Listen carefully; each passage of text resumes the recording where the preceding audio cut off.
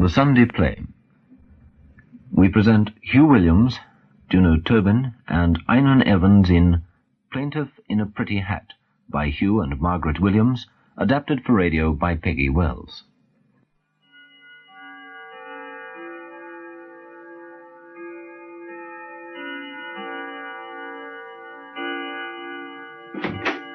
Come along in, Susan. Will sardine sandwiches be all right? Lovely. Thank you, Max. Sardine sandwiches, Watkin. Quickly as you can. Watkin will bring the sandwiches up. Now, is it cold in here? No, I don't think so. Perhaps I'd better switch the fire on. Yes, it's more cosy. There. You better sit on the mattress. It's the only comfortable thing in the room. We had to lug it up from downstairs. Shall I draw the curtains? No, don't. It's nice to see the lights outside. You look very pretty sitting there, Susan. That's what I intended, but I wasn't quite sure. Max, why haven't you brought me here before? I thought you'd hate it. We do. Who does the house belong to? The chap in the Foreign Office. A bachelor? I think so, yes. Obviously. Where is he? No one seems to know. Abroad somewhere. I must say, the sitting room rather gives you that I've been here before feeling, doesn't it? Personally, it gives me that I don't want to come here again feeling. But how do you mean? Well, it's terribly London SW1, isn't it? Ah, is that what it is? You know, Regency stripes and flowers dying in window boxes. There are scores of rooms exactly like this within 200 or 300 yards of here. All exactly the same. Same shape, same size, same colour, same antiques, same everything.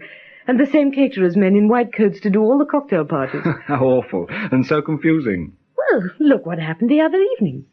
Poor old Sybil Pennant made her excuses to someone she thought was her hostess for leaving early, told everyone she was going because there wasn't enough to drink, and swept out of her own party in the hell of a temper and someone else's mink. That was the most terrible scene when people tried to explain. It's a pack of lies, shouted Sybil. If this were my house, it would be my party, and if it were my party, most of you wouldn't have been invited. She still hasn't returned the coat, and now the woman's going to prosecute. Are you listening to me? Mostly looking at you. What about a drink? Thank you, Max. Yes, please. What pretty manners you have. Manners make it man. I'm not sure what you mean by that. What would you like? What are you offering? Champagne? Not exactly iced, but I always think they serve it too cold. Gin and tonic, beer, or a Danish schnapps, and then a bottle of hock with the sardines. Or a Moselle, or a white Bordeaux, or... Your being in the wine trade certainly has advantages. My father thinks so. I think I'd like some champagne, please. Pink? Oh, yes. Are we going to celebrate something? No, I just thought the colour would suit you. But pink champagne's very much for an occasion, isn't it? Is it? I don't think so. Oh, yes. It's nearly always a sign they're going to propose when they order pink champagne. Oh, really? It's not always a proposal, of course. Sometimes it's just a proposition. Anyway, it generally means that something's up. But I suppose it doesn't mean anything if you're in the trade. It's just sort of ordinary, everyday stuff. What's the man in the wine trade called? How do you mean? Well, what are you, a wine bibber? Oh, I see. I'm a wine and spirit merchant, or a free vintner, if you prefer it. Oh, of course, yes. What is it that the vintners find to buy, one half so precious as the stuff they sell? Vintner's much jollier, isn't it? Here you are. I'm anxious to try this wine. We've shipped rather a lot of it. There you are. You're just sampling. No, I'm not. Yes, you are. You've just made it quite clear this isn't an occasion. We've got nothing to celebrate. If it's just a wine-tasting session, why ask me? I'm not a vintner. No, but you said you'd had a lot of experience of this wine, so I'd like to have your opinion of it. Good health. You already know my opinion of it. It usually leads to complications. Then have some beer instead. Another opinion I have is that you've been in a funny mood all the evening, sort of secretive and flustered, then wanting to come back here. Did you know your father was going to be out? I did, yes. Did you by any chance send him out? I did, yes. And pink champagne, I think the whole thing has tremendous possibilities. There you are. Now you've got beer and champagne. Choose which you want. I'll have the pink champagne, please, Max. The sandwiches. Thank you, Watkin. Lady Susan's just made me open a bottle of beer by mistake. Would you like it? Good evening, my lady. That's very kind of you, my lord, but I've got a glass of whiskey downstairs. Thank you all the same. Seems a pity to waste it. Well, it's your own fault, Max. You shouldn't have been so stupid as to think I'd change my mind. I never change my mind. Is there anything else I can get you, my lord? Nothing, thank you, Watkin. Then I'll draw the curtain. No, don't bother, thank you. Lady Susan admires our view. Really, my lady? You sound as though you don't agree with me. I can't say that I do, my lady. If you want a view, you should come to Llandrian Castle. Westwards, across the Welsh mountains, and to the east, across Offa's Dyke, the River Wye, and Little England, and the morning sun. Only outlooks are here in London. I've talked to you on the telephone, haven't I? Regularly, my lady. Do you know what my father's doing this evening? Well, he said he was going to the House of Lords until I reminded him that Parliament hadn't yet reassembled.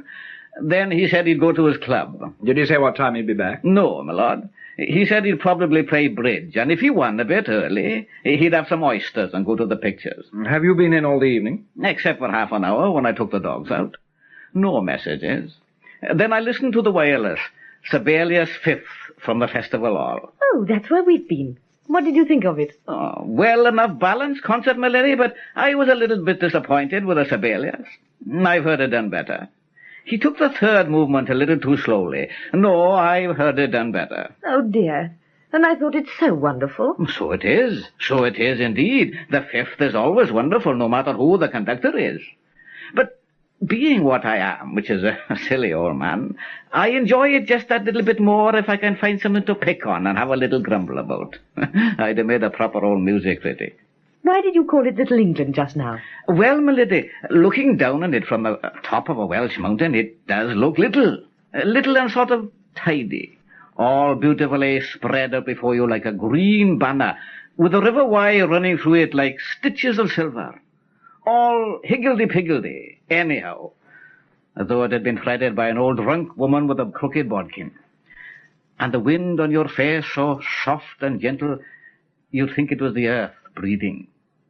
You can't breathe at all here in London. Good night, my lady. Watkin, I should like to see your view. I'd be very proud to show it to you, my lady. Good night, my lord. Good night, Watkin. Why haven't you told me about Watkin before? I don't know. Why should I? But you mustn't just take him for granted. He's wonderful. I suppose he is. But he's not quite real. He's sort of magic. I believe he's Merlin. He's a damn bad cook. Have a sandwich. Thank you. Why does he dress like that? Well, he's not a butler at all, of course. He's a gamekeeper. We tried him in a black coat, but it didn't work. He said to put an old countryman in clothes like that, except on Sundays, was worse than trapping rabbits in a gin. But how cruel of you to bring him to London. No, he suggested it, insisted on it. When we had to sell the shooting at Llandrian, the man who bought it had his own keeper, so there's no longer a job for Watkin. Couldn't he have got a job somewhere else? Of course he could, but he won't leave Papa. And we have to let the house every season. That was a condition of the purchase. So when the shooting season begins, Watkin and Papa become sort of displaced persons, and up they drive to London, cursing and grumbling and singing dirty songs in Welsh. Isn't it a bore having to let your home to other people? Don't you hate it? Well, I'm stuck here anyway, but it's a bit wretched for Papa. Still, we charge a hell of a rent for the house, which helps. Oh, dear. Such a pity, isn't it? What particularly? That we're all so poor nowadays. Papa says they ought to put church mice in Trafalgar Square instead of the lions. He wrote a letter to the Office of Works saying that because of the present penal taxation, a church mouse was nowadays more symbolic of courage than a lion. And as it was an animal indigenous to Great Britain, was therefore more suitably patriotic. He didn't get an answer. What a shame. Now he's written to the College of Heralds saying he intends incorporating a church mouse into his coat of arms. Thrifty. That's what we've all got to be. Jolly thrifty. I'll have some more champagne while the going's good. You shall in a moment. In a moment? Come here. Max, why haven't you done that before? Lots of reasons. Haven't you wanted to? Oh, of course I have. You know that. Well, then why? How long have you wanted to kiss me? I think all my life. That's very sweet, but not an answer. All right, then. Ever since the moment I heard someone say, "Do you know Susan Creel?" And you smiled and said, "How do you do?" and held out your hand. Then and there, that very instant, in front of everybody. And ever since, I've thought of nothing else except taking you in my arms and kissing you. 3 whole weeks. And 19 days. You bowed rather stiffly, like a waiter. I had a glass in one hand and a plate in the other. You didn't even speak. I was a dumb waiter. You just stood. I didn't think you were quite right in the head. Oh, why have you waited 19 days? I've been so worried I kept thinking of those ghastly advertisements. Oh, Max, darling, Max, why have you kept me waiting? You see, I was right. I knew I was right. Oh, you wonderful pink magic, gorgeous stuff. You never fail, do you? But this time, thank you. Thank you, thank you, thank you. Now, half a minute.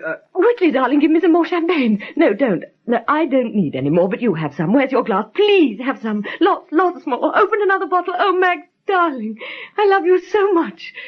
Do you love me? Tell me you love me. Please tell me. I know you love me, so you might as well say you do. Yes, I love you. I love you very much. Oh, don't be so solemn about it. It's such an exciting, astonishing, gorgeous feeling. Perhaps you've been in love before. I never have.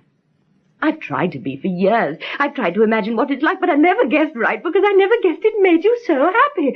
Oh, Max, I am so happy. Tell me you love me again. No, first I've got to tell you something else. No, tell me you love me first, please. All right, I love you. That doesn't mean I'm just mad about you because you're pretty and attractive and desirable. It means I really love you. And because I love you, I want to marry you. Max. Now, don't interrupt. It means if I did marry you... When, darling? Soon. It means if I did marry you, I should want more than anything else in the world to be a reasonable sort of husband. More than making a lot of money or being a success or important or making friends and influencing people. I'd want to make you happy. I'm a selfish man. And I should lead a very selfish life, because to make you happy would keep me happy. But once you were mine, I'd be rather particular that you stayed mine. Always, my darling, always. You didn't want me to take the beer, did you? No, my love. Oh, darling, I've never been so happy or excited in the whole of my life. It's like Christmas Eve and Christmas morning rolled into one because you're still somehow excited and looking forward to something you've already got. Now, wait a minute. I wish there was someone to congratulate us. Let's go and tell Watkin. Come on. Now, wait a minute, please, Susan. There's nothing to congratulate us about yet. We just got engaged. That's enough, isn't it? We're not engaged. Not engaged? You've asked me to marry you, and I've accepted. That's getting engaged, isn't it? Usually, yes, but not this time. Why not? Because, oh, Lord, because you can't be engaged to two people at the same time. What did you say? I said you can't be engaged to two people at the same time. It's not criminal like bigamy, but I imagine it's illegal. You mean you're already engaged to someone else? I'm afraid so. Have you gone out of your mind? Jolly nearly, yes. I suppose that's why you thought I wasn't quite right in the head the first time we met. I wasn't really dumb. I just couldn't speak. I could only stare. I kept thinking, what have I done? That girl over there's the person I want to marry. And I've gone and asked somebody else. Oh, Max. When did all this happen? About 6 weeks ago. Only 3 weeks before you met me. Oh, darling, how could you? How was I to know I was going to meet you? I don't know, but you ought to have done. Were you in love with her? Yes. No, of course not. Well, I mean, I thought I was, till I saw you. Oh, Susan, darling, I'm so terribly sorry. Anyone can make a mistake. I don't really see it's your fault. Who is she? Do I know her? Yes, I think you do. She's a girl called Jennifer Wren. The journalist? Yes. Of course I know her. She's a darling. That's what she said about you, oddly enough. Oh. Susan, you do still believe I love you. And don't stop believing that, just because I'm engaged to someone else. No, I won't. But somehow it doesn't seem like Christmas anymore. Well, what happens now? Where do we go from here? Well, I thought I'd talk to Papa about it tonight. He'll know what to do. He always does. Oh, Susan, darling, don't look so miserable. It'll be all right. And, you know, Romeo was madly in love with Rosaline when he first met Juliet. I mean, it's happened before. How does that help? I want a honeymoon. I don't want to wake up and find you dead beside me in a tomb. Oh, my love. Oh. Oh, sorry, I must be early. Oh, hello, Papa. Yes, you are a bit, aren't you? Do you know Susan Creel, my father? How do you do, Lord Hulin? No, not how do you do. You've got it wrong. You should say, hello, how are you after all these years? I'm so sorry. Have we met before? Certainly, but you've aged considerably. I think you were 10. Have you still got a white Pekingese? Getting very old now. Called Moonbeam? That's right. He was given to you because for some reason you couldn't go to Switzerland with the rest of your family. I think you had mumps. Right again. And your middle name is Noel because you were born on Christmas Day. How on earth do you remember that? I lost an umbrella at your christening. Well, you seem to know an awful lot about me. And all I know about you is that you sing dirty songs in Welsh. Max, I think that was very wrong of you. Yes, it's bad luck having our birthday on Christmas Day, but you know, I believe you can change it by deed poll or whatever it is. I rather think Robert Louis Stevenson swapped his with some child he knew who was unfortunate enough to be born on Christmas Day. I tell you what, you can have mine. April the 17th. Would you like it? That's very sweet of you, but... I'll write to Somerset House in the morning. I see you've been drinking champagne, so have I. Have some more. Thank you. You must have won, then. Yes, thank God. Where have you been drinking champagne? At the zoo. Watkin said you were going to the cinema. Well, after staring at 3 grumpy old men playing bridge for 2 hours, I couldn't stand more faces. I wanted something kinder, gentler, and the only places to find those are the zoo or the Battersea Dogs Home. They don't have a bar at Battersea. Where did you dine? I didn't. I had a sandwich. What kind? Sardine. Oh, we'll have another. No, thank you, no. I say, this champagne's very good, isn't it? We got much of it. Another bottle. Well, let's open it. We'll drink to our new birthdays. Do sit down, Susan. No, I must be off, I'm afraid. Oh, please, not just yet. I was just going when you came in. I thought it looked more as if you were planning to stay. Besides, Max wants to talk to you. I'd sooner talk to you. Thank you. But I want Max to talk to you, too. Am I wrong in supposing all the talking I shall do is to congratulate him?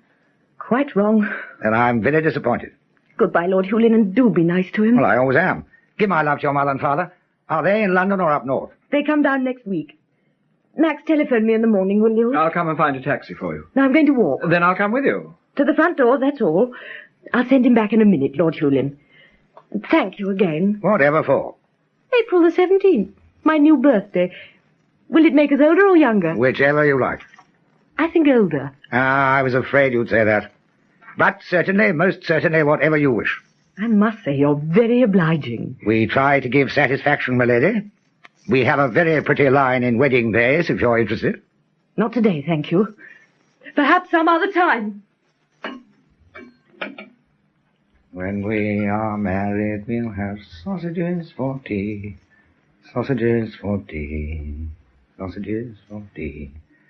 Pum, pum, pum, pum, pum, pum, pum. Well, Max, she's a pretty girl, isn't she? Yes, Papa. I think so. Oh, yes. Funny, she had no looks at all when she was 10. Come and sit over here and bring the bottle. I've got your drink here. Oh, good. I thought perhaps more of this champagne would comfort you if I should fail. Fill to the brim the sprightly bowl, naught but wine can cure the soul.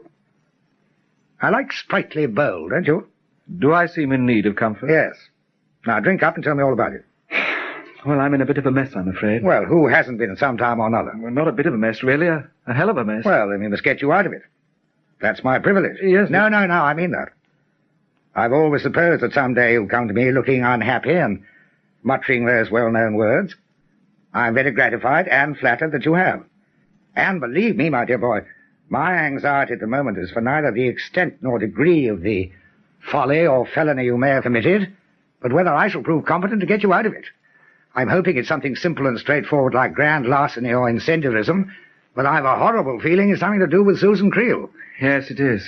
I don't quite know where to begin. Well, you drink and I'll begin. She's in love with you, that's obvious. Were you in love with her? Yes. Seriously? Yes? You want to marry her? Yes, very much. Splendid. I think she's enchanting. Well, now, let's see. There won't be any objections from her parents. We haven't any money, but who the hell has? So what can be the obstacle? Why do you need champagne, comfort, and fatherly advice? Is she engaged to marry your greatest friend? No. No, I've seen no announcement. Oh, my dear boy.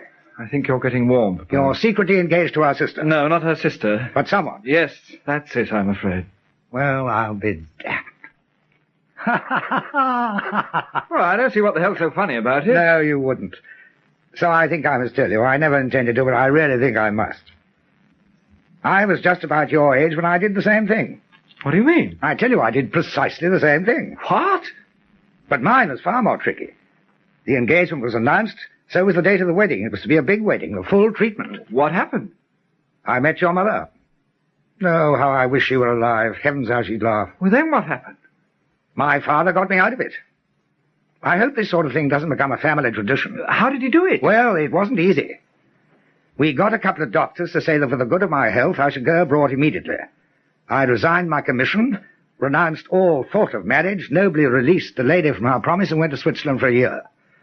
Your grandfather insisted I shouldn't waste my time doing nothing, so I was made to study the manufacture of cream cheese. I can't say the knowledge I acquired has been of any lasting value, but scandal was averted.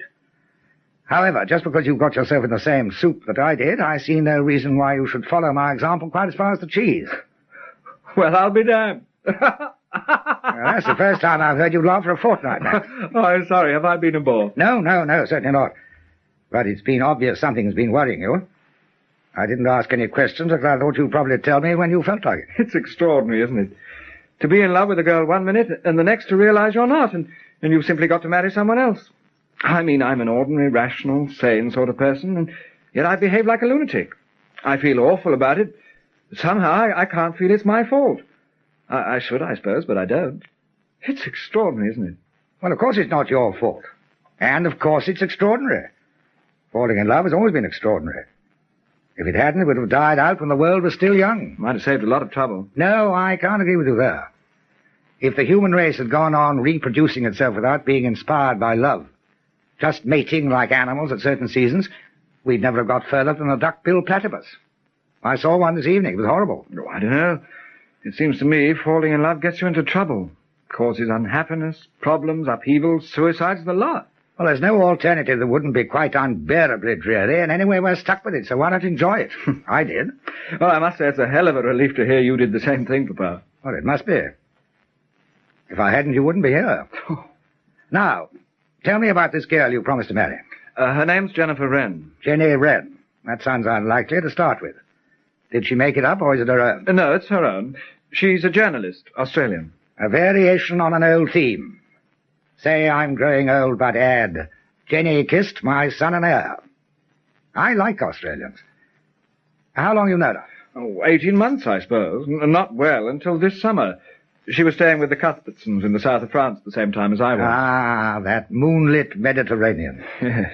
At the end of 3 weeks, I came home, and Jenny went on to Venice to cover the film festival. We were going to wait till she got back before we announced our engagement. I was going to tell you, of course, but I didn't have time.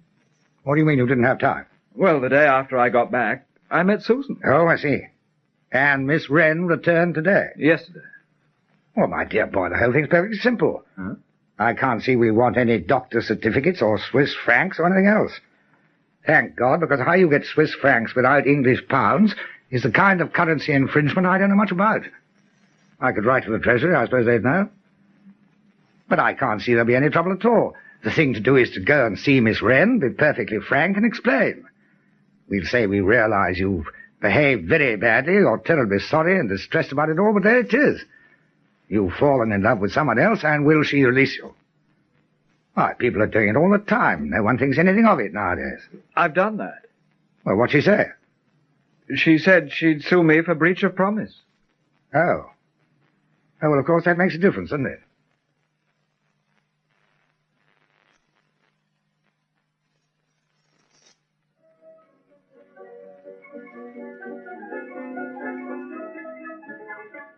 Watkin, hot glasses. Very good, my lord. And when Miss Wren arrives, I shall nip upstairs and you'll show her in here. That'll give her a moment or two to compose herself. Compose herself? Well, she may be a little nervous. Shall I offer her something to drink? I don't see why not, do you? She'll probably refuse it anyway. If she's nervous, would you like me to try and put her at her ease, my lord? I don't think we want her in any way confident, Watkin. We'll just give her time to comb her hair and fix her face. That's being quite fair, I think, without giving away any advantage. May I make a suggestion, my lord? What's that? Beer for lunch, not hock. We want to seem as poor as possible, don't we? Hock's too affluent. Yes, I see your point. On the other hand, I doubt if I'm capable of talking this girl out of suing my son on a bottle of light ale. I don't suppose you'll do that whatever you drink, so why waste a bottle of hock? Breach of promise cases appear in the Queen's Bench Division, I believe, my lord. Oh, shut up. Before judge and jury. Amount of damages decided by the jury. Better to settle out of court, you mark my words. What the hell with? Yes, my lord, but strictly speaking... What? With what the hell, my lord. Rather jolly, isn't it, that barrel organ? He's sort of merry. As merry as a marriage bell, my lord. Watkin, stop teasing me. I'm not in the mood. Hello? Yes? Yes, it is. Oh, good morning, Geoffrey. Well, you've been very busy. I've been waiting over an hour. Well, you've got so many shady clients these days, you've no time for respectable people. Now, listen. We're in a little trouble. Breach of promise. Well, of course I'm serious. No, not me, you ass, Max. Well, when can I see you? This afternoon? Well, let's say 3 o'clock. No, I can't make it before. I've got the girl coming to lunch. Well, the girl. One's going to bring the action. What? Very unwise? Why? Well, I want to see what she's like. I'm going to try and talk her out of it. Well, don't imagine I'm looking forward to it. Stout shoes and bristling with pencils, probably. Well, you never know with young men nowadays, do you? Oh, don't be so pompous.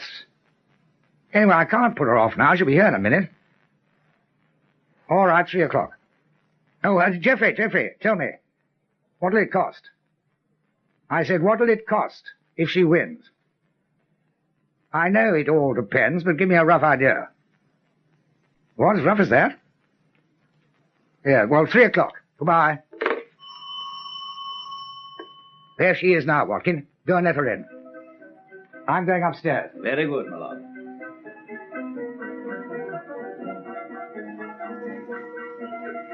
Oh, good morning, Miss Red. Good morning. I'll tell his lordship you are here. Oh, thank you, Watkin. You are Watkin, aren't you? Yes, miss. I thought you must be. I've heard a lot about you. May I get you something to drink? Oh, thank you, yes. I think I'd like a gin and tonic. Very good, miss. Oh, do you think I could possibly use your telephone? Certainly, miss. That is kind of you.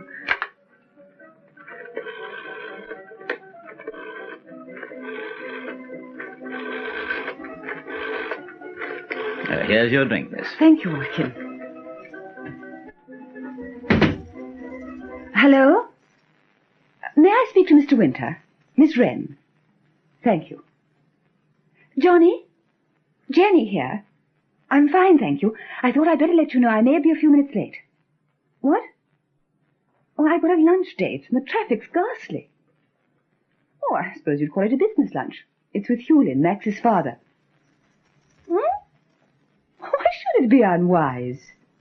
Oh, what nonsense. That's very old-fashioned and pompous. Well, it's too late now. I'll see you as near 3 as I can. Goodbye. I'm so sorry, Miss Wren. How very rude of me to keep you waiting. How do you do, Lord Hulin? I do apologize. I had no idea you were here. I hope Watkin looked after you. Oh, yes, thank you. He made me feel quite at home. Oh, good. Which, of course, come to think of it, isn't quite what you wanted, is it? Oh, I see what you mean. Look here, I brought this crossword down to show you. Here's the most extraordinary coincidence. Look, 7 across. Who, if embraced by the pioneer of vaccination? Now, I must tell you, the pioneer of vaccination was Jenner. Now, if embraced by Jenner. Jen, if, Do you follow? Yes. Jenner with if in the middle. Jennifer. You see? Yes. Well, isn't that rather odd, don't you think? Well, let's see how much you've done. 1 across, that's an anagram of is a flea fit, which is affiliates. Oh, is it? Oh, yes, of course. And that Milton quotation is saintly. Well, it fits, yes. It's Comus, isn't it? So dear to heaven is saintly chastity, that when a soul is found sincerely so, 1,000 liveried angels lackey her. You look it up? No, as a matter of fact.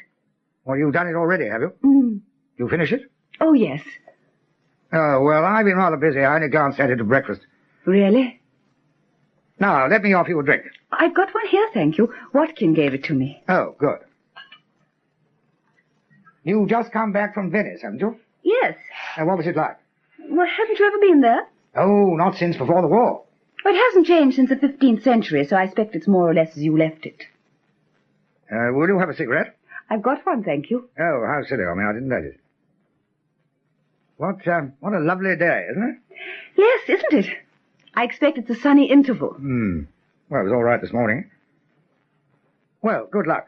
Thank you. You don't really mean that, do you? Mean what? To wish me luck. Lunch, my lord. Ah, Watkin. Now, what have we got in the stop press today?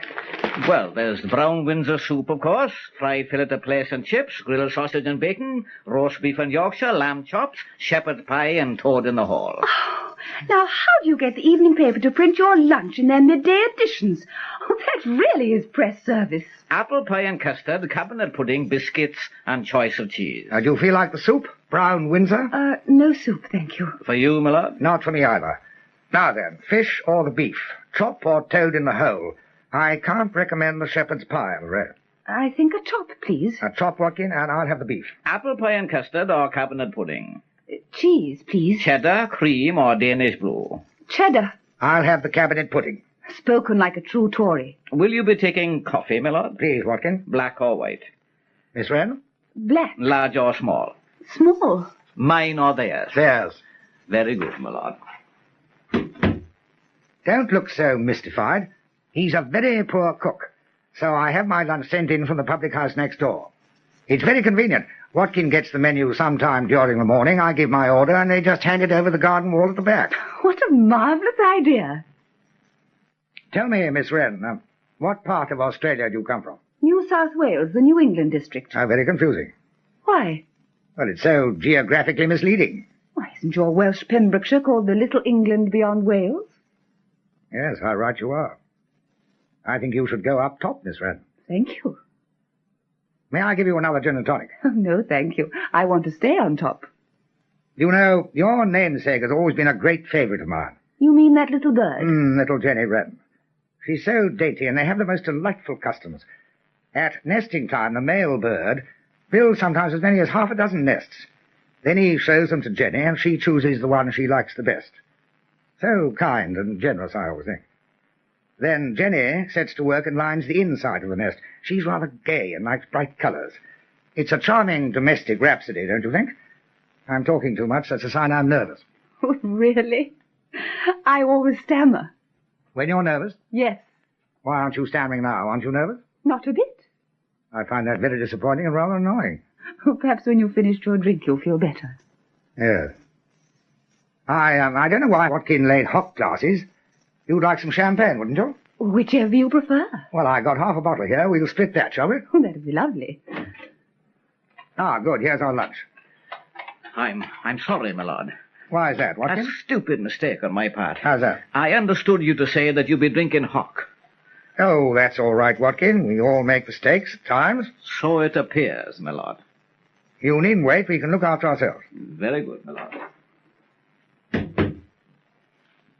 Lord Hulin, why have you asked me to lunch? I wanted to see what you were like. I wanted, if possible, to find out what you were like. And I wanted to persuade you not to bring this action against my son. I see. Well, that's very frank. Well, now perhaps you'll answer me a question. Why did you get engaged to Max? What a strange thing to ask. Not at all. You're obviously not in love with him. Why do you say that? Because if you were, you'd want him back. And you wouldn't start trying to get him back by suing him. And because, if you forgive me, jilted young ladies with breaking hearts don't usually look as radiant as you do. Surely the pointed issue is not if I am in love with Max, but that he is no longer in love with me. Ah, but he thought he was at the time. I don't think you ever did. He's practically no money, so why do you want to marry him? I like him immensely, and I find him physically very attractive. I think those are better reasons for marriage than falling in love. What makes you say that? Because I've been in love. And what happened that time? He made me utterly miserable for 3 years. He was worthless, idle, and absolutely untrustworthy, and I adored him. The reason I wanted to marry Max is very simple. I should have enjoyed making him a good wife. Not only that, the idea of marriage appeals to me. Companionship, security, background, children. That seems a better way of life to me than being single. Single. It's a lonely word, lonely, empty, incomplete. Besides, I think you always want to have a shot at something you think you'll be good at. I think I'd be good at marriage. Have I answered your question? You have indeed.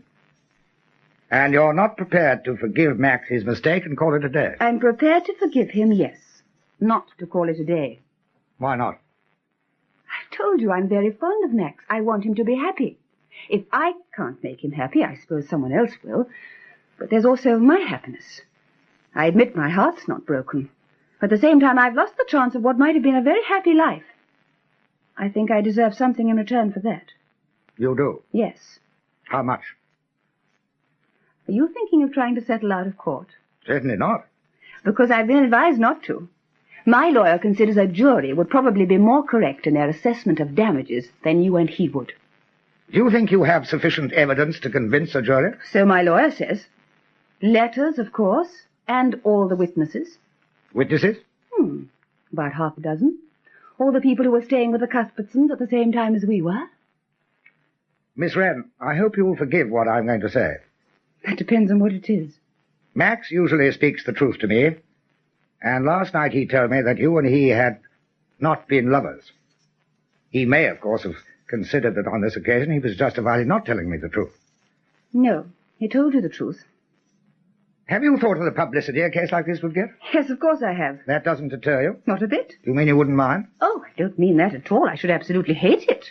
Well, then. But not nearly as much as you would, or Max, or Susan Creel, or Susan's mother and father.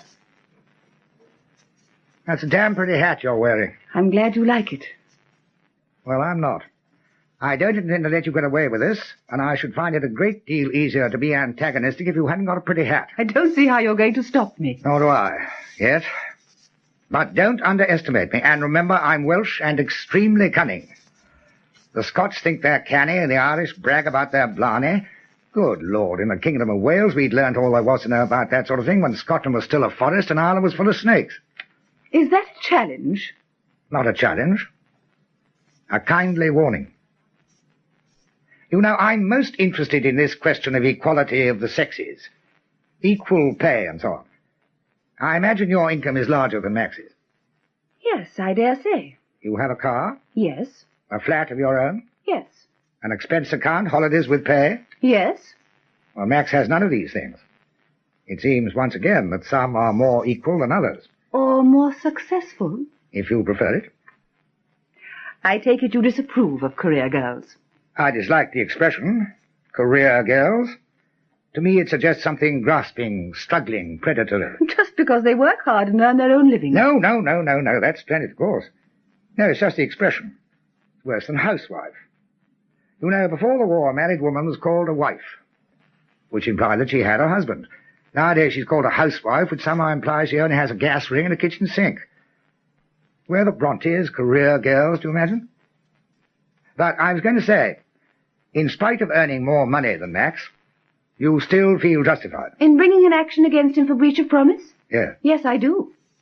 But don't you see that this precious equality, this great 20th century emancipation of women which your sex has so relentlessly pursued and so unfortunately achieved, it's not cockeyed when something like this happens because you immediately start shouting for privilege again. You're the one who's shouting.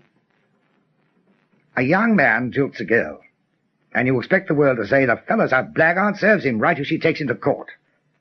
A girl jilts a young man, and you expect to hear, "Oh, poor child, but how fortunate she found out her mistake in time." You're exerting your privilege this very instant by forcing me to apologize for shouting. The whole situation's intolerable. I think it's delicious. But you must agree that in the case of breach of promise, we're justified in claiming the privilege of the weaker sex. Why? Well, we must, how shall I say, preserve our right of way in case we're wronged. Besides, it's a biological instinct. Well, how do you mean? Women have babies, Lord Hulin. The fact remains, Miss Wren, that morally you're not entitled to 1 farthing from my son. But legally a great deal more, I think. Legally, you can deny your debts if you're a minor, plead the Gaming Act, or turn Queen's evidence. That doesn't say those actions are morally defensible. I've come a long way, Lord Hulin, from that small town where I was born in New South Wales. And since I was 15, I've made the journey alone. Now, don't be alarmed that I'm going to inflict my life story on you, nor that I'm going to arouse your sympathy. I just want you to realize there I was, with no parents, no money, no home. Only a brother in the army who was still overseas. And here I am now, well on my way, drinking champagne in a rather pretty hat. But, and it's a big but, you may dislike the expression career girl. Believe me, I dislike being one. I've been one long enough, and I've seen other women who've been at it longer. And 6 weeks ago, I saw the chance of the future I've always wanted, with someone to look after me and take care of me, so that I wouldn't have to struggle any more or ever again be lonely. It was as if my fairy godmother had waved her wand and my whole life was suddenly changed. I was inside the palace, not just looking through the gates. The music was playing, and as I danced with Prince Charming, he asked for my hand in marriage.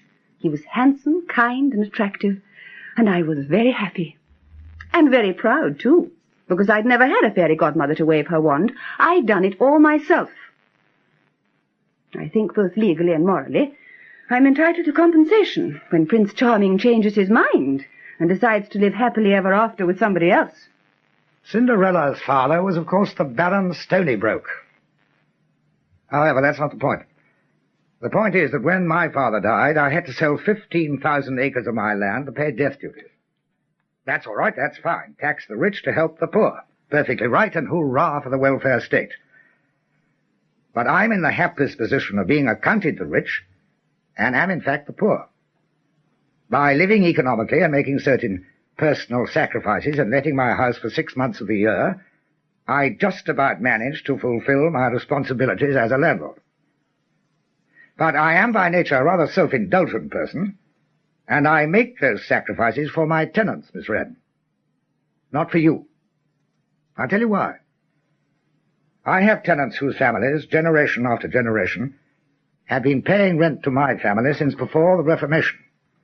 We've shared the same wind and weather, the same mists and rains, the shadows in the valleys and the sunlight on the mountains, the same sights and sounds and smells and seasons of the year, the same songs and the same silences, and the same churchyard when we die.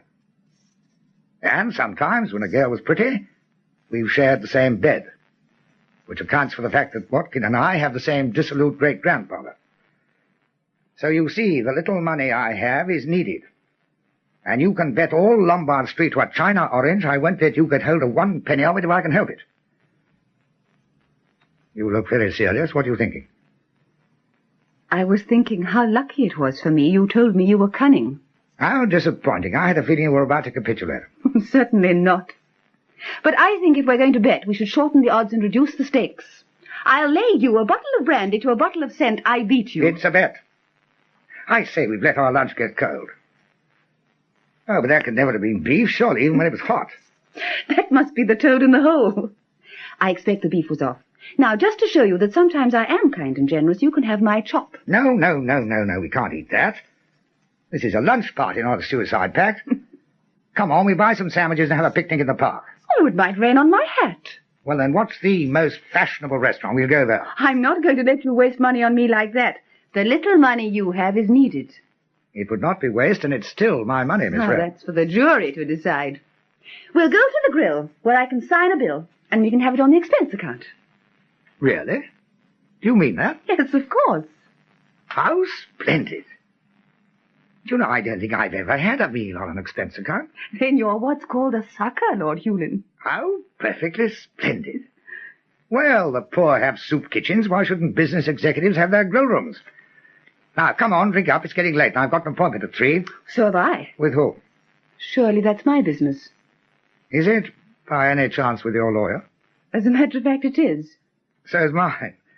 Did you tell him you were lunching with me? Yes, I did. He was rather annoyed. Well, so was mine. He said it was very unwise. But that's what mine said. I told him not to be so pompous. Well, so did I. That's exactly what I said. Oh, Watkin, we don't want that coffee, and you can clear away. Isn't your lunch to your liking, my lord? He's had a better offer, Watkin, and we're going to take a free lunch off a press baron. Liberty, equality, and the expense account. Equality of the sexes. I don't see why not. I don't think I've got enough money for the taxi. Watkin, you got any money? I'm sorry, my lord. End of the week. Will this help? What? Oh, well, thank you, yes. Well, I owe you a pound. Come along.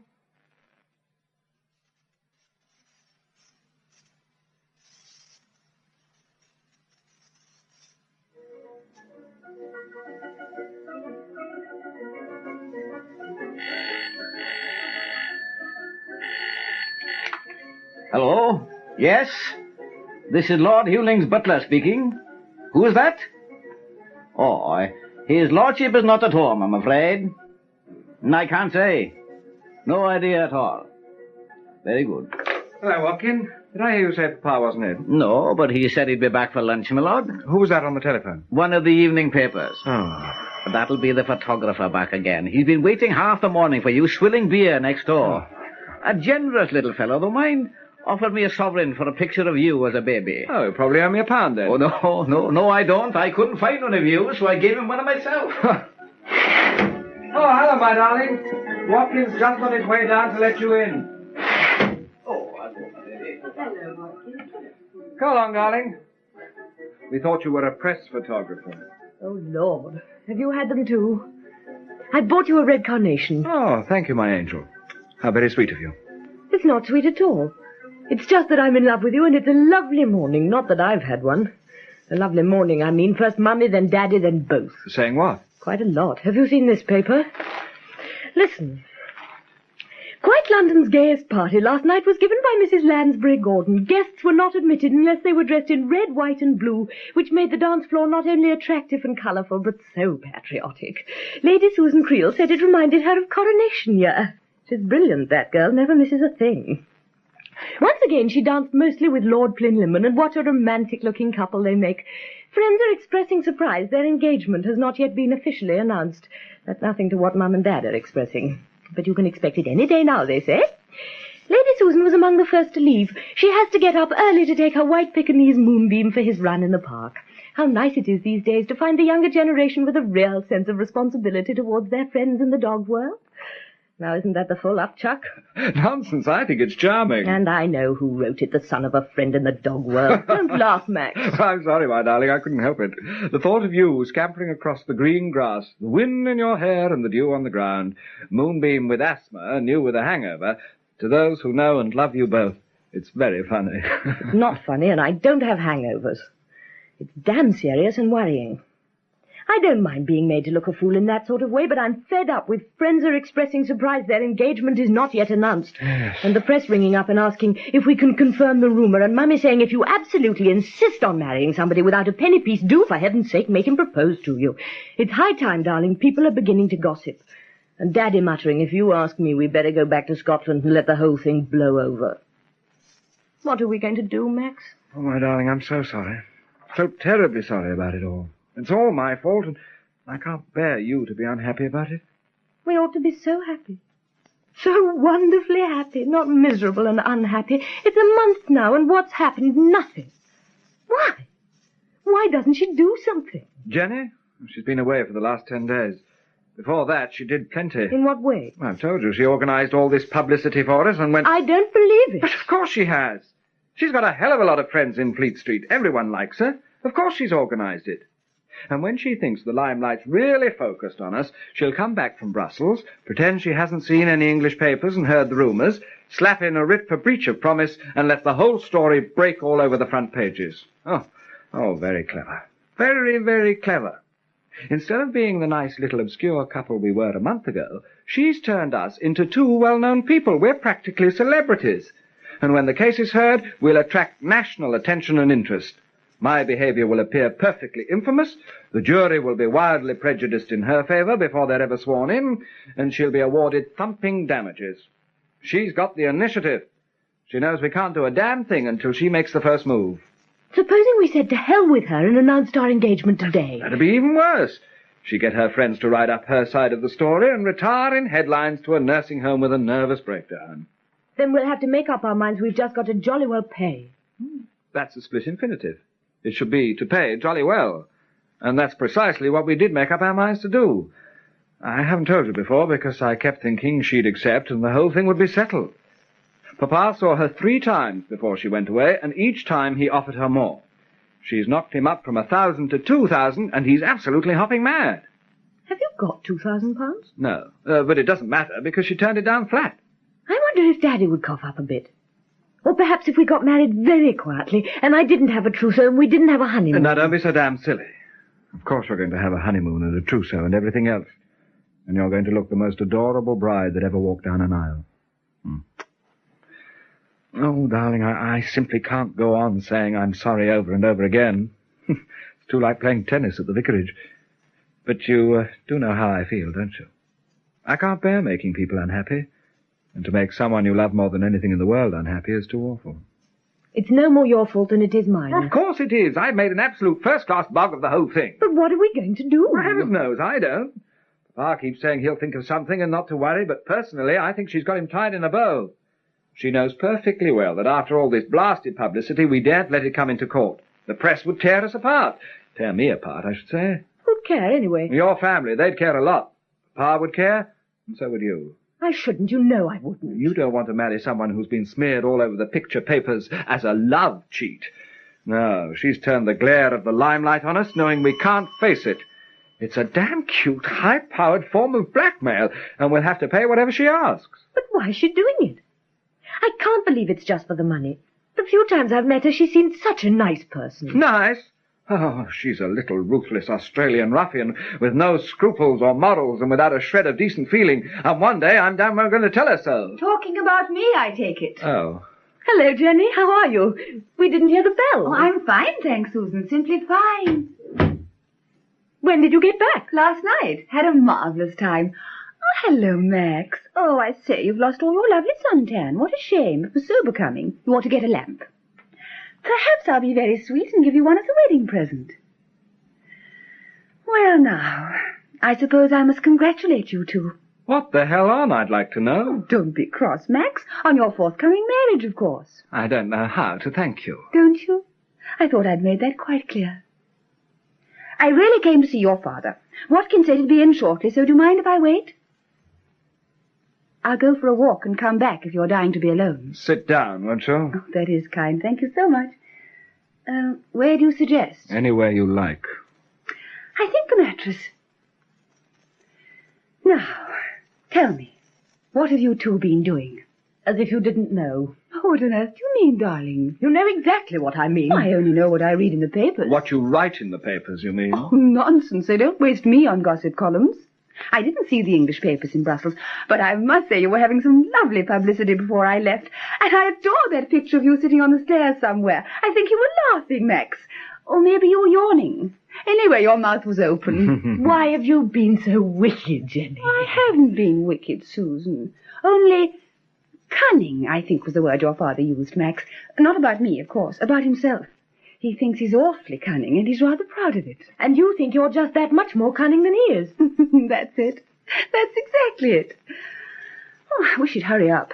Why? Are you embarrassed? Not a bit. I just thought he'd probably offer me a drink. Oh, well, I'm awfully sorry. What would you like? A gin and tonic, please. Susan? Not for me, thanks. Oh, come on, Susie. I'm not going to drink alone. Max will have one. Oh, he's in such a temper he'd probably do the nose trick. Oh, what fun. I do wish he would. Oh, Max, be a darling and do the nose trick for us. You were right, you know, Jenny. What about this time? We were talking about you when you came in. I'll tell you what I said. I said you were a ruthless little Australian ruffian without scruples or morals or decent feelings. Here's your drink, and I hope it chokes you. No, you're the one we want to choke. Ah, lovely. Thank you. Now, I wonder... What do you wonder? Is that slander or libel? I never remember which is which, do you? I say, I wish you'd put it in writing. That'd be splendid. Then I'd really have you on toast. Or do you think I'm doing all right as it is? You're not to tease him, Jenny. It's unfair. Yes, I think you're right. So I'll drink to him instead. And to you, Susie. I hope your marriage will be a tremendous success, and that you'll both be very happy. I mean that, which you can believe or not, as you please. I believe it, and I think it's jolly sweet of you. And I'll drink to it, too. Give me one, Max. What about you, Max, darling? What do you believe? Amongst other things, that you're a crook. A greedy, rapacious, blackmailing crook. Oh, what horrid words. What's rapacious mean? You ought to know. You're a journalist. Ah, but not on that sort of paper. All right, then, I'll tell you. Seizing, grasping, like a beast of prey when it's very hungry. Oh, dear, that's very unkind. Blackmailing, yes. Not greedy or rapacious. You'll see how wrong you are when you know why I've come here. Then you'll be sorry you've been so beastly. Why have you come here? Just to twist my tail? I've told you to see your father. Is he expecting you? No. Ah, then he'll probably be rude to you, and I shall be delighted. What do you want to see him about? I shan't tell you till he gets here. I think I can guess. Oh, no, you can't. Well, here's to us. Oh, come on, Max, darling. What about the nose trick? I shall do nothing of the kind. 6 weeks ago, you'd have done anything for me. Oh, how wonderful. He's done it, Susan. Which of you has poisoned my son? Susan? What are you doing here, Miss Wren? I thought you were abroad. And hoped, no doubt, behind the Iron Curtain. Precisely. When did you escape? Yesterday. Oh, pity. What's the matter with Max? He did the nose trick with his drink. It was angelic of him because I asked him to. But of course I never thought he really would. Oh, Max, you are obliging. Has simply made my day. Oh, are you all right now? You know what you are, don't you? You are a little... Max! You're not to call her that. He's just called me a greedy, rapacious, blackmailing crook. And he was perfectly right. But I won't allow him to call you what he was about to call you just then. I'm selfish enough to wish to reserve that pleasure for myself. Are you all right, Max, darling? Don't be cross. I wasn't laughing at you. It was just that the whole situation was so funny. Jenny, in spite of all you've done, I've never hated you till now. Look what you've done to my new tie. Well, now perhaps you'll be good enough to tell me why you've been turning my sitting room into a four-ale bar. It was all my fault, I'm afraid. I'm quite sure it was, Miss Wren. And I'm very sorry, and I apologize. Oh, please don't be angry. Oh, I make far more noise than that when I'm angry. Max, if you're going to continue such disgusting drinking behavior, we shall have to put sawdust on the floor. I'm not sure it would be an improvement anyway. Remind me to tell Watkin. Susan, my pretty, how are you? It's hard to say. I don't think I really know. Well, you look adorable. Give me a kiss. Lord Hulin, I hope you didn't mind my coming round without telephoning first. Not at all, not at all. But I was passing, and I wanted to see you rather particularly. Well, of course, of course. And now you know your way here, as they say. If you're ever at a loose end on a Sunday, do drop in. I'm always here, I never go away. London's so pleasant at weekends, quite empty. You know, I can't think why pedestrians don't live in the country and weekend in the cities. The road casualties have dropped 60%. Then I suppose the motorist would grumble and say it wasn't sporting. Oh, dear, I'm so sorry. So you should be, but what about in particular? I've made you nervous again. You're talking too much. Papa, Jenny said she came round because she wanted to see you particularly. Why, yes, of course, how silly of me. I'm so sorry. Tell me, what was it you wanted to see me about, Jenny? I beg your pardon, Miss Wren, I should say. Oh, that's all right. You may call me Jenny if you like. All my friends do. Then I think I'll continue to call you Miss Wren. Oh. You said he'd be rude, Max. You were right. Perhaps I'd better go. No, please. Darling, Max and I have been simply bursting to know why Jenny came round, and she simply wouldn't tell us until you arrived. Now, will you ask her, please? Nicely. But of course. Please, will you tell us why you came round and what you wanted to see me about? Or would you like to see me in private? No, I want them to hear it too. Max, your father and I have had a bet. What about? The outcome of this case. Who'd win? He had what he considered right on his side. I thought it was on mine. He was quite sure he'd win. I was equally determined I would. In the process of making quite sure I should win, I have had to employ methods which I admit may have seemed a little unfair. That at the beginning was never my intention. But your father, so confident that his cunning would defeat me, rather forced my hand. Well, now that I have won, I'd like to be quite fair again. Are you sure you've won? Oh, quite sure. You're in a position now where you daren't go into court, and can only accept the terms which I dictate. Through your ingenious blackmail. Oh, thank you. I particularly like the word ingenious. More than cunning. Much more than cunning. But I never meant to hurt either you, Max, or you, Susan. In that case, why have you... And I'm not going to be vindictive and make you suffer because your father was rude to me just now. Besides, as I told you, I hope you'll be very happy. And I've no intention of spoiling your chance by smearing you all over the front pages and making you start your married life with a nasty scandal wrapped round you. No, no, no. I've always intended to win. I've always known that I should win, but not in a dirty way like that. And that being so, I've decided to accept your offer, Lord Hulin. You mean you'll settle out of court? I never meant to do anything else. Oh, thank God.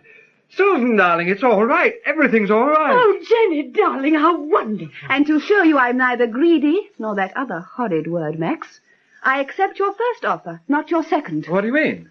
I mean I accept £1,000, not 2. Why? Because that's the amount I always had in mind. I only beat you up to 2 for fun. Oh, I see. And the bet, of course. What was the bet? A bottle of brandy to a bottle of scent. Jenny, I suppose I must say thank you. You needn't if you don't want to. I don't. I mean, I do want to. This is a little harder to say. What? Well, I suppose I've got to congratulate you, too. You're a little previous, Max, How do you mean? because she hasn't won. Of course she's won. No, not yet. What? Well, why hasn't she won? Because my offer is no longer open. Oh, my God, have you gone out of your mind? Not out of it, changed it. Of course, that makes a difference. Well, really and truly, Max, say something, do something. Of course it's still open, Jenny. It is not still open, Max. Supposing I say that it is? I shall repeat that it is not. Now, please don't cry, Susan, darling, and don't worry. And if Max is going to behave like this, I think you'd better take him out to lunch. And see he doesn't shout with his mouth full. If that's how you wish it, Lord Hulin, I shall tell the press on Monday morning that I've been engaged to Max since last August the 22nd. Quiet, And that we hope to get married quite soon. quiet. I'll give you one more chance. No. And you realize what it means. Oh, yes, certainly. I'm sorry, Susan. I did my best. Max, it looks as though I'm forced to crack that very old joke. I'll be suing you. Now then, are you two going out to lunch? Because if you don't think I'm rude, Susan, I'm going to be rather busy. I don't think you're rude, Lord Hulin. I think you're crackers. Papa, do listen to reason. By that, I suppose you mean listen to you. Very well, but at the moment you don't appear to be reasonable. You're highly excited and rather angry. Well, I think I'm entitled to be angry. Jenny makes a jolly generous offer which would settle the whole thing without publicity or scandal, and you kick it straight back in her teeth. Susan and I have been on tenterhooks for weeks, and now we've got the chance to fix everything. You go and ruin it. No, I haven't. And I promise you I won't. Well, how can you say that? Of course you have. Can't you see how desperately important it is? It's my life, my whole future happiness, and you're tossing it about as though it were a pancake. Don't you care what happens? Yes, of course he cares. Thank you, Susan. Well, it doesn't look like it to me. Good heavens, you'd have accepted this offer 3 weeks ago. Why turn it down now? I've told you I've changed my mind. Why? Now, you mustn't think your happiness isn't more important to me than everything else in the world. When you first told me all about it, I promised you I'd get you out of it. You mustn't think I'm going to break that promise. Well, then, get hold of her and say, thank you very much, we accept. I'll get in touch with her, I promise you that. Now, give Susan some lunch and come back here afterwards. I'll have some news for you then. Susan, darling, please don't worry and do trust me. I do. But I can't think why. Come on, Max. Oh, all right. But if I don't come back, you can take it we've eloped. Well, that would be clumsy and inconvenient, and you wouldn't get any wedding presents. I don't want wedding presents. I want a wife.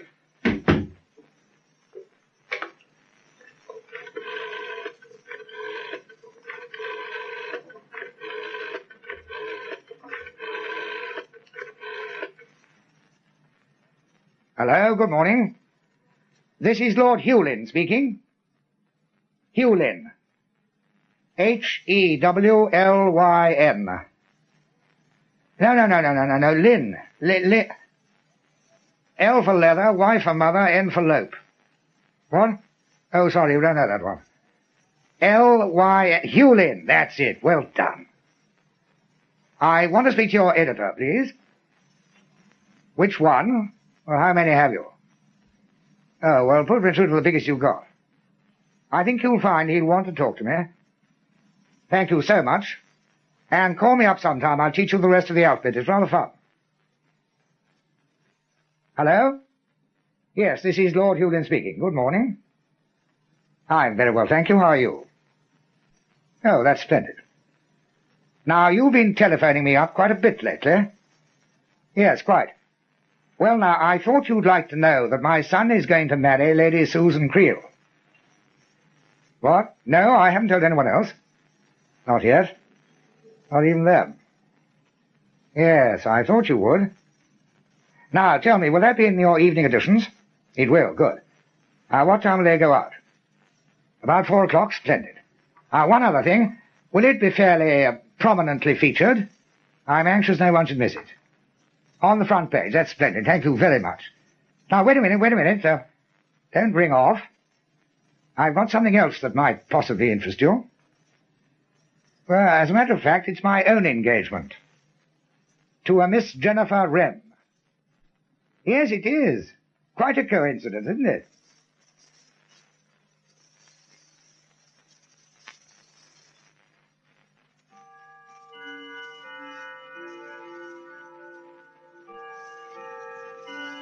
£7:00. Where is he? What's he doing? Vanished without trace since lunch. Oh, please, darling, don't look so forlorn. I'm not forlorn, Susan. I'm frightened. Oh, dear. And this should be such a happy day. We're officially engaged. It's all in the evening papers. I can't help that. I'm terrified. I really think Papa must have gone off his head. It's the only possible explanation. Do you know, I've always trusted him so completely all my life. He's always been there to talk to about things and help and advise, and he's gradually made me think he's infallible. And now he does a thing like this. Well, anyway, it's in the papers now that we're going to be married. Surely that's something. It's a step further, isn't it? No, it's a step further, all right. We've stepped right up to our middles in what must be one of the filthiest puddles since Dr. Foster went to Gloucester. I don't care. Nothing matters at all except that you love me and I adore you. I do, you know. Darling, don't try and cheer me up. I'm beyond it. I keep visualizing headlines. Pretty journalist engaged to both father and son. Plaintiff claims huge damages. Peer pleads insanity. Can't I have a headline, please? How about ex-Deb says love will find a way? I think that's really our only hope. What, love will find a way? No, insanity. We must get him certified. Lord knows it shouldn't be difficult. Oh, darling, we couldn't. Well, I don't know. It might be better than... Better than what? Well, I mean, I suppose what he's done isn't criminal, is it? I haven't a clue. I shouldn't think so. I'll ring up Daddy if you like. He'd know. No, I don't think that's a very good idea. Why not? He's awfully knowledgeable. Just because he judges sheepdog trials doesn't make him a legal expert, does it? I was only trying to help. They're still outside, you know. The photographers? Yes. When Papa comes back, if he does, he'll walk straight into them. I hope they took some good ones of us. You know, it's when you say things like that I really know how much I love you. Oh, my sweet. Why? Tell me. Because if anybody else had said it, I'd want to hit them over the head with a bottle. Don't be so beastly. I'm not. I'm being affectionate. Where on earth can he have got to? Oh, God knows. Breaking into a bank, maybe. Or blowing up Parliament. Perhaps he's fed up with people again and he's gone to the zoo. Not a word. Nothing. No explanation, no reason, no excuses, nothing. I came rushing back after lunch and he'd disappeared, vanished. Just an envelope with threepence in it and a note saying, buy a paper at 4:00 and let me be the first to congratulate you. Love you both, Papa. You don't think we ought to ring the police? Let sleeping dogs lie and wait till they ring us.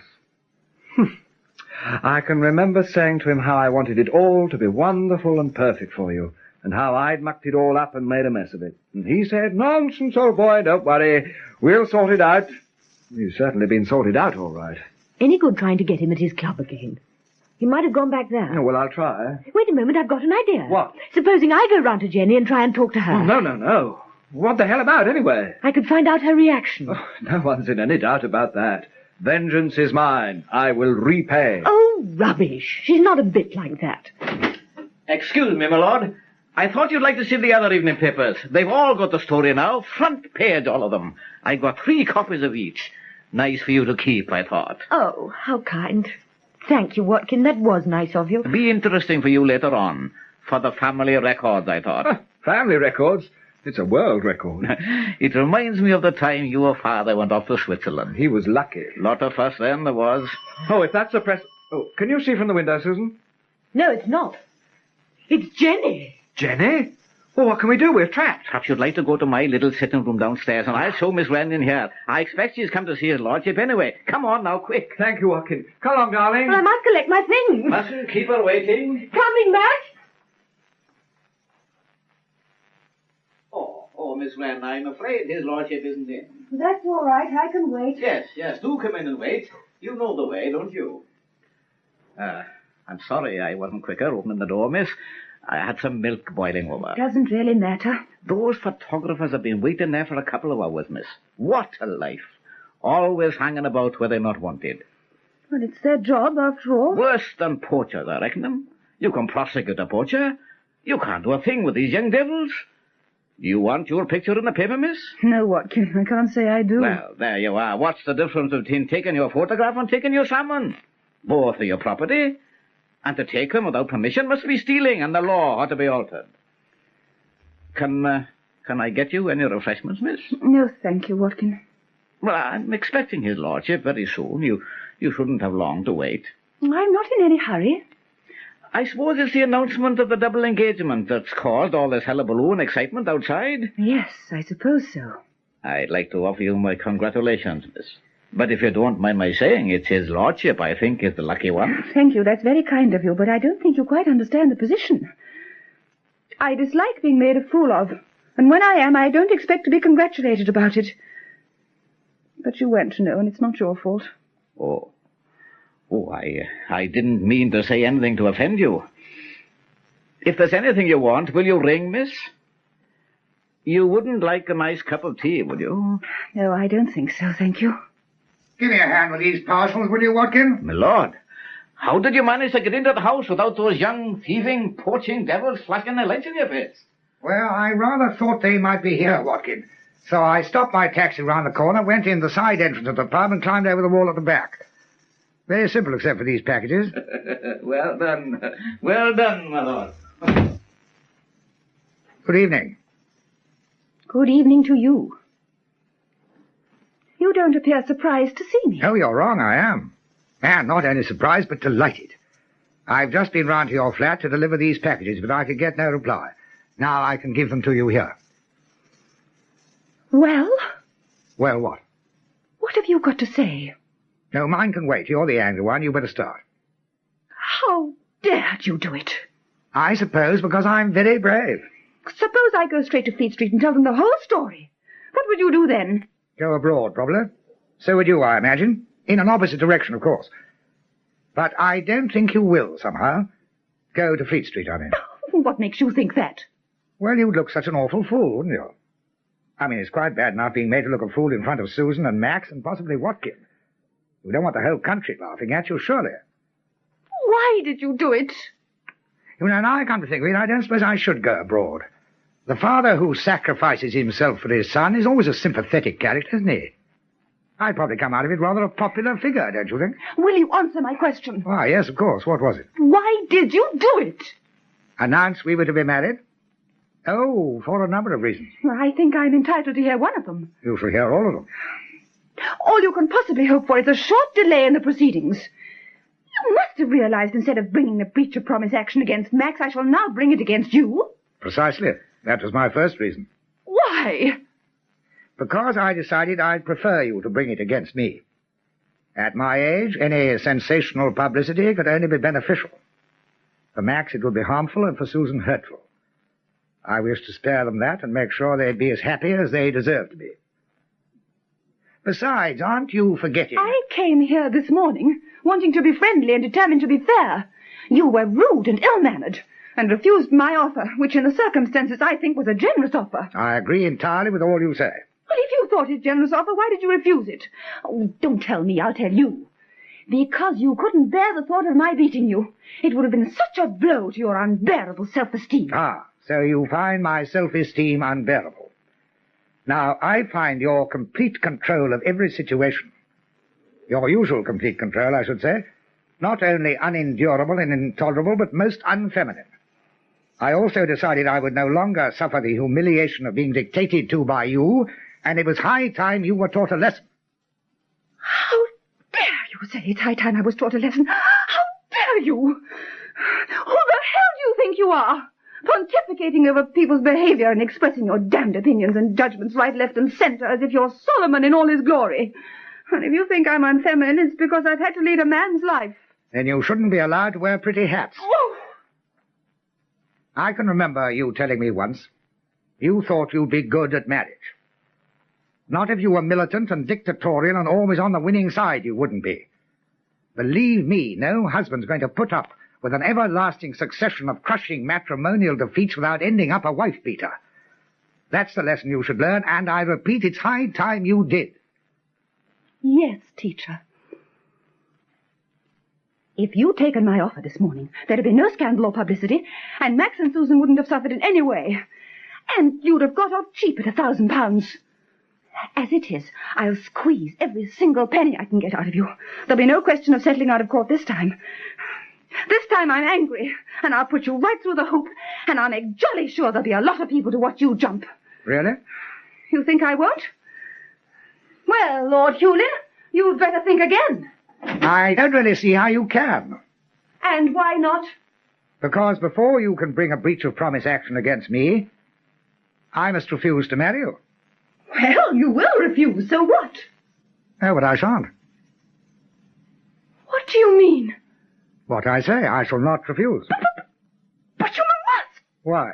Because it wouldn't be fair if you didn't. I'm stammering because I'm angry, not because I'm nervous. Who's talking about being fair, anyway?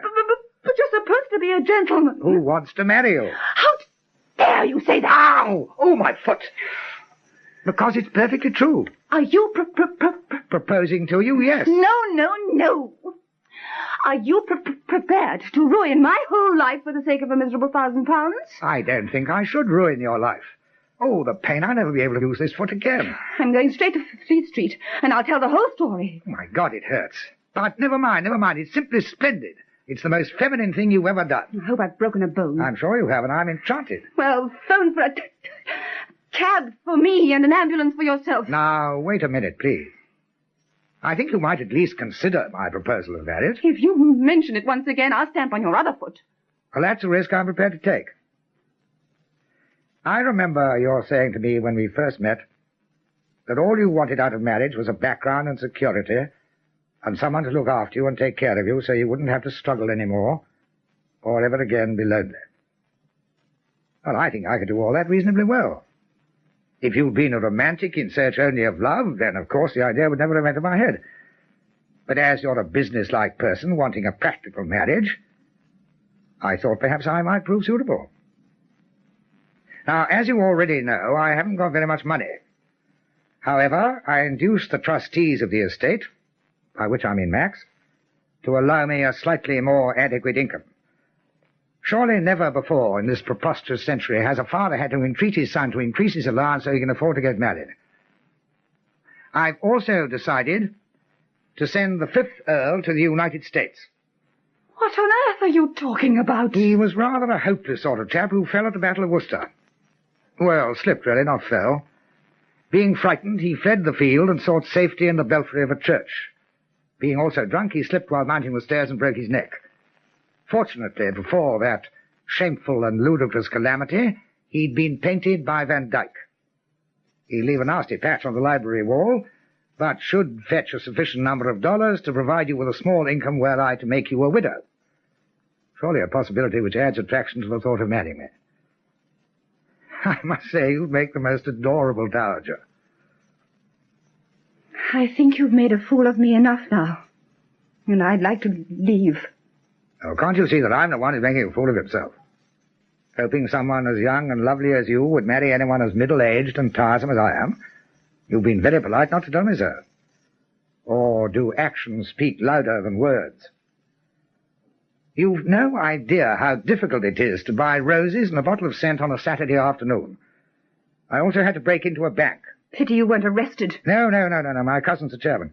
But it involved an awful lot of telephoning to guards and watchmen and people. And the telephone booths in my club smell quite dreadful. It's the older member, so one can't very well complain. I don't understand. If you bought me a bottle of scent, that means you think I've won. I thought you'd won. But we don't know yet. I mean, the game's not over. If you marry me, then, of course, I've won. If you won't marry me, then you've won. I had to prepare for either eventuality. Now, these are what I had to break open the bank for. They're nice, I think. This would be your engagement ring. It belonged to my mother. You can have it reset, of course. What do you think? And this bracelet goes quite well with it. I'm afraid they want cleaning rather badly. On the other hand, if you will refuse to marry me, when you open this trunk full of roses, you'll find a cheque amongst them for £1,000. Then all you'll have to do is to put the roses in water, the cheque in your bank, wait 3 months and say the marriage between yourself and the Earl of Hulin will not now take place, and please to put a penny in the old man's hat. I don't think you can say that's trying to make a fool of you. No. Well, that seems to be that then. And I'll take the roses. and say goodbye. There's one other thing I have to tell you, which I've left to the last because perhaps it's only important to me. What's that? When I first saw you, I thought you were lovely to look at. When you first began to talk to me, I thought your voice was sweet to listen to. And everything you've ever said has made me fall in love with you. Well, now I will get you a taxi. Is what you say true? Or just more of your Welsh cunning? Of course it's true, every word of it. And I don't know how I'm going to live without you. Then I don't want a taxi. Why not? Do you know something? Very little. The time has come when I've got to be honest with you. But it won't make any difference. I shall still love you. I told you I don't want a taxi. Oh, put that telephone down. I will if you'll marry me. No. I was talking to somebody else.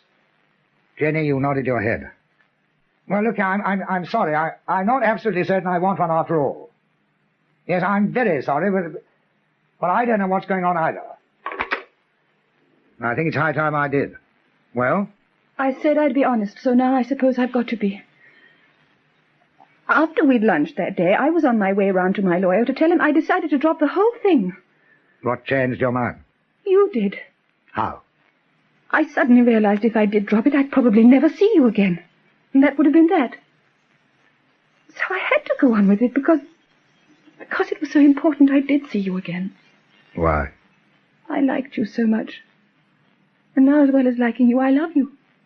And I want to be your wife more than anything in the world. Oh, Jenny, I shall try so hard to make you happy. I'll take such care of you. All you have to do is to love me. Pa, are you up there? You know, I've never been fortunate in romantic moments. The telephone rings, or midges bite me, a gondolier spits in the Grand Canal, and now, by God, my son comes barging in. Let's hide. No, the whole thing would end in tears and bread and milk. Anyway, it's too late. Are we interrupting? Yes. Would you like us to go? Yes. Where have you been? Downstairs with Watkin. We've been hiding, but we simply couldn't stand it another minute. Why were you hiding? Were you frightened? Well, of course. When we heard Jenny arrive, we fled. Well, damn it, Jenny, we didn't know what the hell was going on. We've been trying to get hold of Papa all the afternoon. We couldn't get him at the club, and when we telephoned here, all we got was the engaged signal. Well, there you are. What more do you want? Jenny, I simply don't know what to say. I think Papa's gone off his head. What are you going to do, Jenny? Sue both of them? Are you the sort of people who refuse to believe all you read in the papers? Because if so, you make a great mistake. What do you mean? I personally have always trusted the press. And they say I'm going to marry someone called the Earl of Hulin. You're contradicted. Then what happened? Oh, no jolly fear. I'm far too good a newspaper woman to kill a story as big as that. But I don't understand. Susan, do you think they've both gone off their heads? Don't be so dumb, my love. Can't you see what's happened? Oh, it's wonderful. Jenny, darling, congratulations. Thank you, Susie. Max, I told you I'd get you out of it. I thought, all things considered, this was the simplest way. Do you mean the story in the paper is true? Well, it wasn't, but it is now. Well, I mean... Go on, say something. But it's... Jenny, you'll be my stepmother. Not that, you ass. Congratulate them. Oh, yes, of course. Jenny, darling, congratulations. I think it's marvellous. That's what I think, too. Congratulations. Thank you, my pretty, the same to you. You are clever, aren't you? Not clever. Very, very lucky. Pa, congratulations. Why have you got your shoe off? We've been playing Hunt the Slipper. Come on now, we've got to celebrate. Max, you ring up for a taxi. No, you better not. The fellow's angry already. You and Susan go and get one. And tell those people if they want a picture, we'll be down in 2 minutes. Then we'll have the most magnificent party that ever went on Jenny's expense account. Only on one condition. What? That Watkin comes too. Right. I'll tell him to put his slippers on. He can't dance in those boots. Come on, Susan. All right, then. 2 minutes and no more. Jenny, my darling. Say I'm weary, say I'm sad. You're not sad. I'm here to make you happy. Say that health and wealth have missed Not me. health, and who cares about wealth? Say I'm growing old, but You're not old, my darling. Jenny kissed me. But I never have. Then come here.